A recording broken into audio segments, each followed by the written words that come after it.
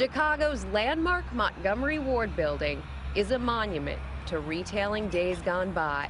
Thank you for calling Groupon. But what's inside these days? When we think about the future of the company, we think about this mission that we have to transform the way people buy from local businesses. Andrew Mason is the CEO of Groupon, as in group coupon. Get it? And it's the fastest growing company in history. This is, I don't even know what this is.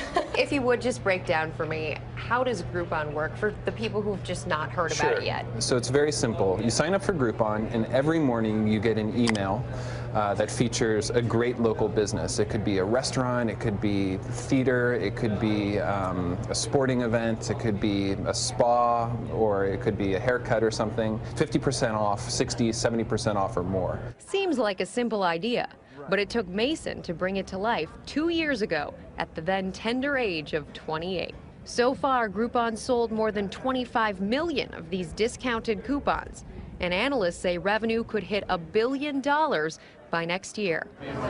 And Groupon just turned down a near $6 billion buyout from Google. Now, get this. In December of 2008, Groupon had 400 subscribers. Today, it has 40 million Groupon groupies in 35 countries and 335 cities who get an email offer every day. And it's got competition. A similar site called Living Social has 10 million members in 5 countries, with more competitors nipping at their heels. Cheers. Here's how their deal worked with Living Social, We did extremely well. We sold over 1,100 coupons. which bought a $150 dinner for $75. Do the math. That's $82,500 in coupons in just one day. Typically, the website takes half.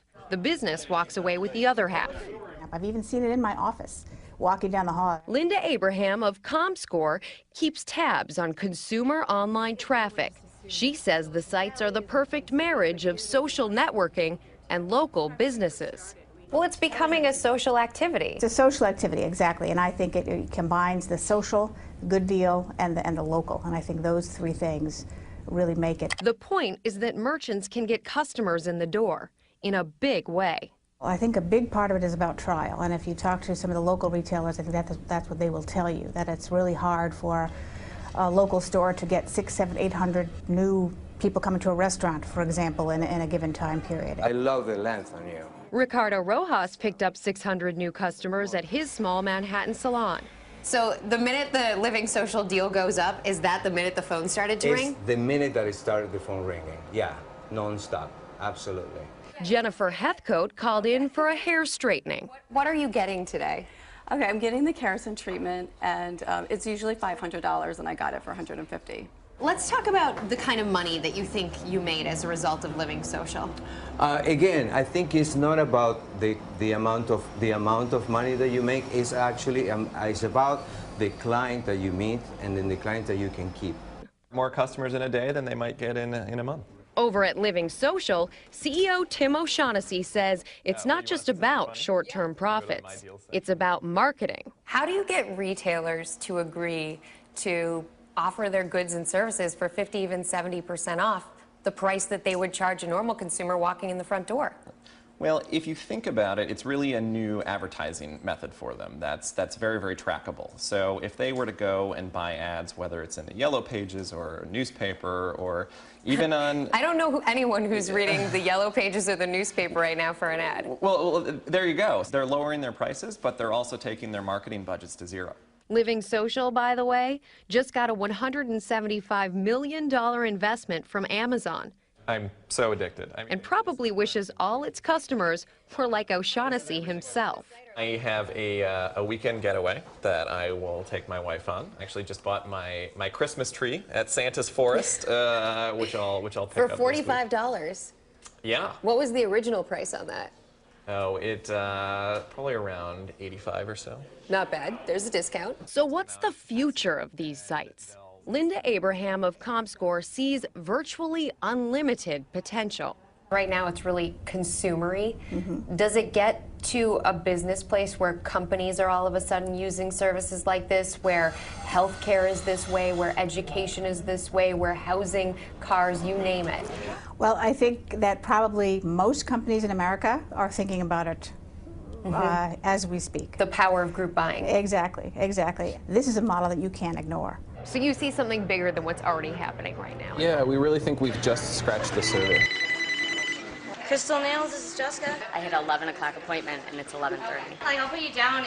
There's just a wait of, like, 5 people ahead of you. There's an avalanche of new customers piling into Crystal Nail Salon in Chicago. I didn't expect that much. I expect probably maybe 1,000 or so. Instead, owner Fu Boy sold more than 5,100 $28 manicure pedicure deals in one day. Pretty much they balanced out my income for the first year. It was an amazing day for Boy and his 4-month-old business. His secret?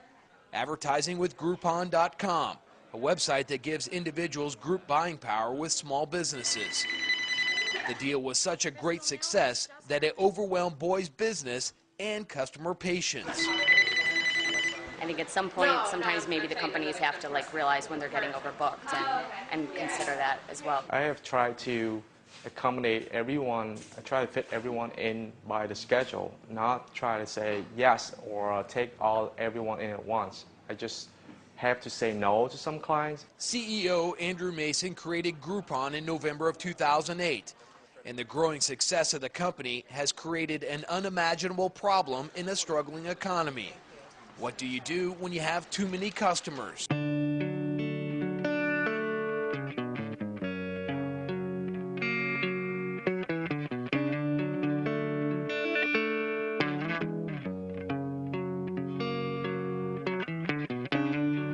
I remember in Boston, maybe 6 months ago or so, we sold 5,000 Groupons for a mani-pedi place, and we had customers that couldn't get an appointment for 6 months. And that was kind of the first thing that happened when we realized, wow, we need to, it's not good for something like this to happen.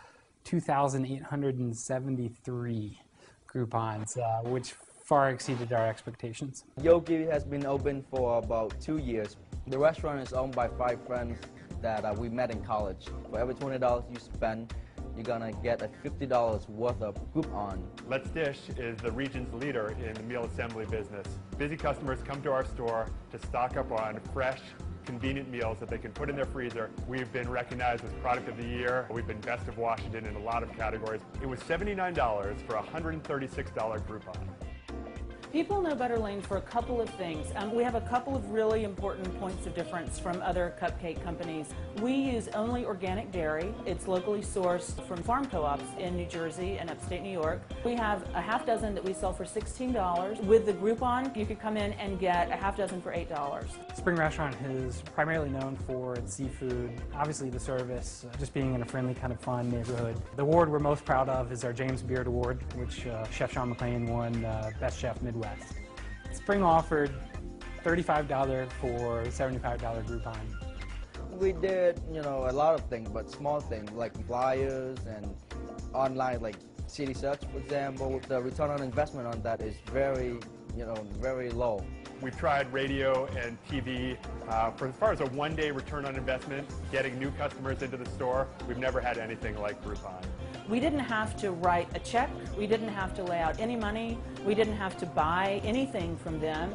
But we don't have a lot of resources to spread the word. It didn't hurt our cash flow. There was no money out at the beginning. There's nothing to lose, pretty much. There's nothing to lose, but everything to gain. We were watching religiously. We ended up with almost 2,000 people, who signed up for the deals. We expected no more than 400. We got 412, and we were delighted with the results. We increased 25% of foot traffic a day. The phone calls and people following us on Twitter, our Facebook fans increased, everything. We just saw an immediate bump. So after this Groupon expires, we're going to work with Groupon again, try to get another deal going, because this is very effective. Why go another way? We would recommend Groupon to other businesses. And I think, in fact, actually, we're already looking into using it with one of our other restaurants. I would recommend Groupon without any reservation. I think it's really going to help put our shop on the map in New York City.